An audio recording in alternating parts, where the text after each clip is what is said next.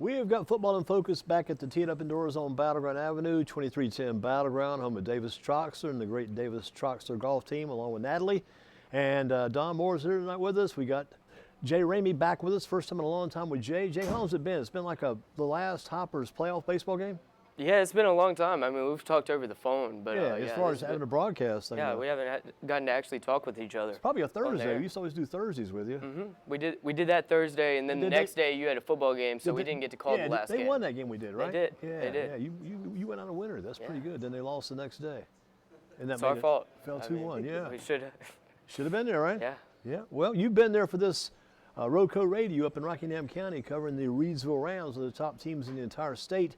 What's it been like taking over? You know, you didn't do football before this year. Now you're doing football. What's it like doing football as opposed to baseball? How you liking doing this football? I'm really enjoying football. It's more fast-paced. There's more action. And football is just one of the sports I enjoy to watch more than I do baseball, frankly. So, yeah, really loving doing football as opposed to baseball, but I still love doing baseball as well. I guess you kind of getting used to football also, the rules and also the officials' signals. I always thought that was interesting. Got to figure out all those things the officials are signaling when they make the calls for the plays. Yeah, so that's one of the more difficult parts, but my color commentator, Jonathan Hadley, he used to play football, so he's like really familiar with that stuff. So I kind of lean on him for the official signals, but it's harder in that there's 22 players on the field at one time.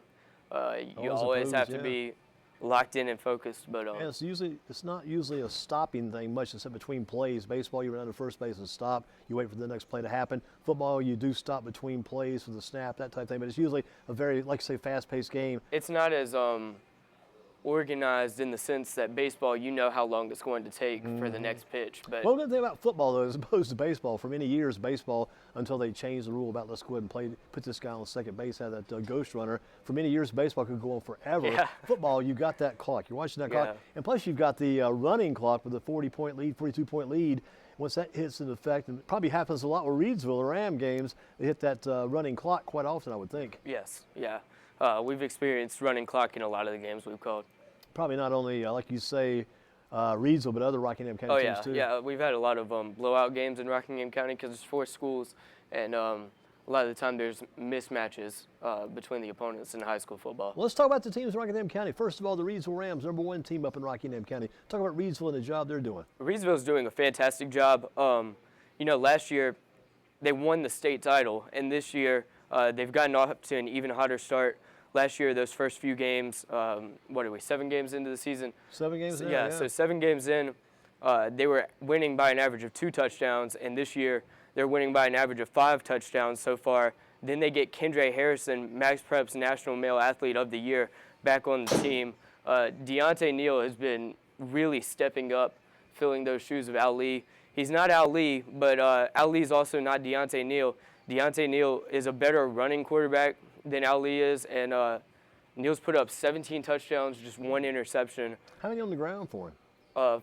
I believe it's 4 touchdowns, got a lot of rushing yards. I would think he would score quite a few on the ground also, because he's such a good runner and such elusive. See some of his plays on TV highlights, very elusive. He makes those moves and gets around people. So he's got 44 carries. Al Lee would run it a lot, but he averaged about 4 yards per carry. Deontay Neal averages 10 yards per carry. Also, I know that the analytics wing of like the football community kind of throws out completion percentage, but Neal does have a 79.5% completion percentage. It's not nothing. I mean, it's incredible. You've got to see something. We'll come at these guys a bit more because more questions about your Rockingham County teams and Reidsville in particular. But going to your game tomorrow night is going to be for you, Rockingham County at Dudley. Yeah. You'll see 2 quarterbacks for Dudley. Both those guys right at 80% completion on the year. Incredible. Man, last week they killed. I think last week they were like 24-28 combined for 6 touchdown passes. And that's Dudley didn't have to throw it if they don't want to. They got a good running game too if they want to use it. But man, you'll see an interesting, a very elite Dudley team tomorrow night. Yeah, it really depends on what system the offense is running when it comes to like the completion percentage and you know how far you trust your quarterback to throw it. But Deontay Neal, my friend Joe Dexter, he's the main broadcaster for RoCo Radio. He went on high school overtime, and they asked him about the game against West Oaks, and he just repeated Deontay Neal's name 3 times because, I mean, that's just how fantastic he's been. How is the connection between he and Kendra Harrison going?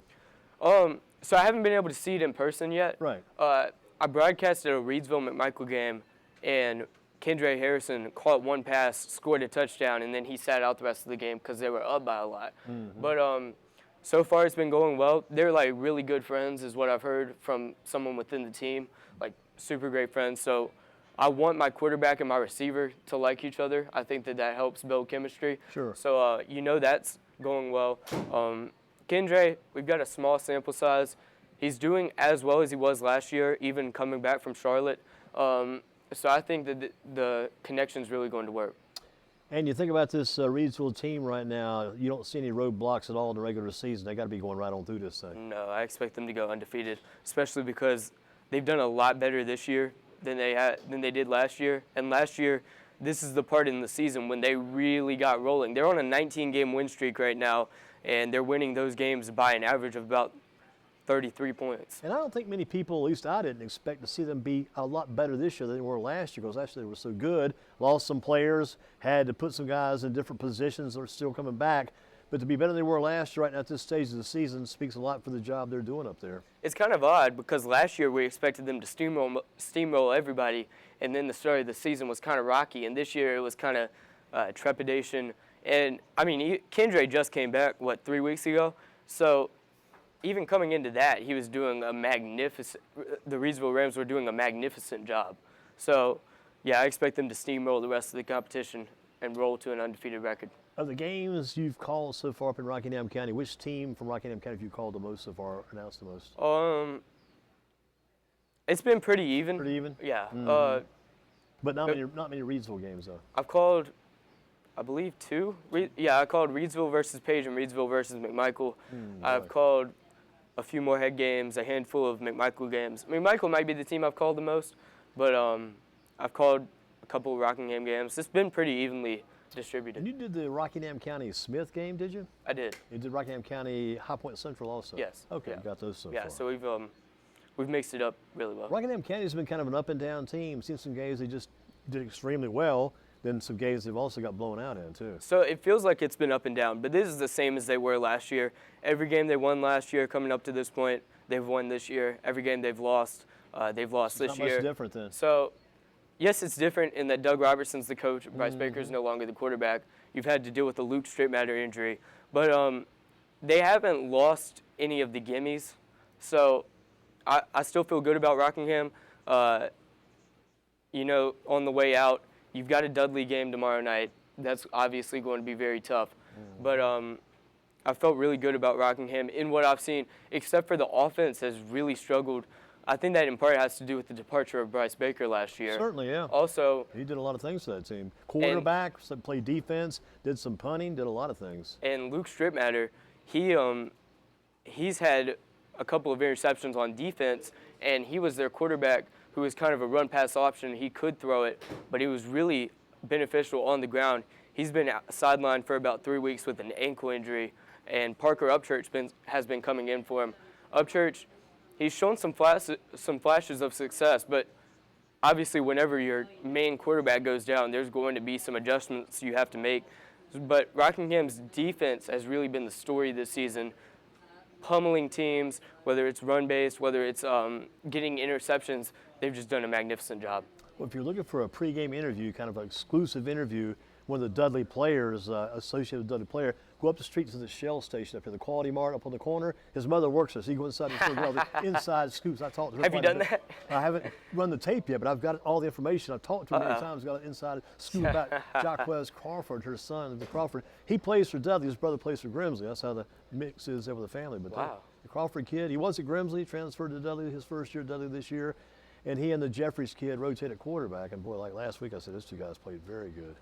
Good team. You'll see a good game tomorrow night, at least from you're going to see Cordell Bartley, you're going to see Nasir Newkirk, going to see Antonio Lee, you're going to see C.J. Neely, all those guys. Yeah, a lot of the guys you saw last year in this same game, yeah, you will be seeing this year. Those top 3 guys, Neely and Newkirk and also Bartley, all have Division I scholarships lined up, ready to go. And plus, don't forget Jerron Blackwell. He's not playing much offense. He's Blackwell's defensive back, wears number 2. Very good athlete. He can run some wildcat if they need it. But they won't need that tomorrow unless they want to decide kind of work it in, because they're doing some things now. I talked to the assistant coach Well, assistant coach is Dudley. He comes to the same library I go to. This is the neighborhood. Anyway, we talked about, he said they're putting some things in right now, starting to gradually work some things in they want to use toward the playoffs. So they're bringing us some new things in, some new looks. Yeah. So the old saying goes, some new wrinkles, I guess you'd say. The whole rivalry has been one-sided. From 2001 to 2008, they played every year, and Dudley won all of those pretty handily. And then they played in the past 3 years. One of the years the score was like 66-0. I think 2 years ago it was 52-0. Last year was 49-7. So it's pretty much been Dudley winning handily every single game against Rockingham in the school's history. It's going to be a challenge for Rockingham County to get on the board tomorrow night. It is, especially they've had some trouble getting on the board even against teams not with stellar defenses just because of that injury to Luke Stripmatter. And also, they just didn't really have a pass game. You know, Brady Dunn, all 4 of their receiving touchdowns, they've only had 4 pass touchdowns. I believe, I may be wrong about that, it may be 5, but 4 of them have gone to Brady Dunn. Christian De La Cruz, he's really good at running the ball, but they just haven't been able to get a lot of points on the board. Even against High Point Central, they scored in the 40s, but it's High Point Central, and High Point Central gave up at least 50 points against every other opponent except for Rockingham. Mm-hmm. Well, the game that surprised me with Rockingham County, probably the Eastern Guilford game. Eastern Guilford, I think, also shut them out like 41-0 in that game, so I kind of thought maybe Rockingham County a little more competitive. But Eastern Guilford's now starting to come on pretty well, too, here. I didn't expect Rockingham to win it necessarily, but I thought it would be close. You know, we were kind of checking it through our broadcast because, you know, we're all affiliated with each other. Right. And we were getting score updates, and it just kept getting worse and worse and worse. And I was kind of shocked by that because I expected it to be one of those fun games to listen to. Yeah, tough times, tough times. So we talked about Rockingham County, Reedsville. What about the Moorhead Panthers so far this year? Moorhead has shocked the county. Huh. You So know, that's a surprise team in the county right now. Really, we didn't. So in last year, a good way. Yes. So last year, lost every game, and it was looking really bad. This year, the offense wasn't as creative as some of the fans wanted, and they were running 4 quarterbacks. You know the old football adage, if you have 2 quarterbacks, you don't have one. If you have 4 quarterbacks, what does that mean? But Trooper Wright, Jose Milner, Elijah Townsend, and Tayshawn Fields have all been rotating, and they've done a great job. You know, Trooper Wright's the athletic one. He can receive some passes, run the ball with the QB draws. He's just doing a great job. Jose Milner, he converted this crazy 4th and long when they were struggling to get a first down. Elijah Townsend's been able to throw the ball pretty long, and Tayshawn Fields is kind of the veteran of that quarterback group.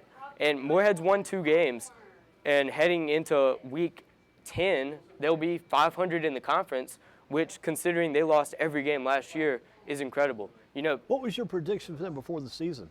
I don't really put out like predictions. What were you thinking? But I didn't know if they would win a game, to be honest. You know, and now they've got 2 wins. They do. And going into that T.W. Andrews game, it had been 700 days since they had gotten a win at John Motley Moorhead High School Stadium. They beat Andrews, right? On homecoming. It's crazy. They finally got that win. Andrews has been a team that's really surprised me this year in a kind of a downward spiral way. I thought they'd do much better than they've done. Yeah, that's one of the only – we'll get to McMichael in a minute. That's probably the only game they're looking at they can be excited for because they've got Walkertown and West Oaks up next. And I know I'm kind of sidetracking, but they've got that game in the last of the season. That could be a battle for like Walkertown, West Oaks. McMichael plays Walkertown, then West Oaks. Yeah, and those are 2 teams that actually gave Reedsville a little bit of a challenge there too. Yeah. So speaking of Andrews, I think that will be McMichael's chance. So McMichael maybe get another win there, and Moorhead maybe get another win there. And you look at McMichael overall. It's been rough. Yeah. I had high hopes for them, honestly, because, you know, 3 non-losing seasons in a row. I think that was the best in school history because historically haven't had the best football program. And one of the things that encouraged us at the start of the year, you know, they beat South Stokes, and Tapley was showing, their head coach, Steve Tapley, he was showing a willingness to change. And a lot of these football coaches overall, but in high school especially, are like, we're going to run this offense and we're going to stick to that the rest of the season. No willingness to change. Well, Tapley was the opposite.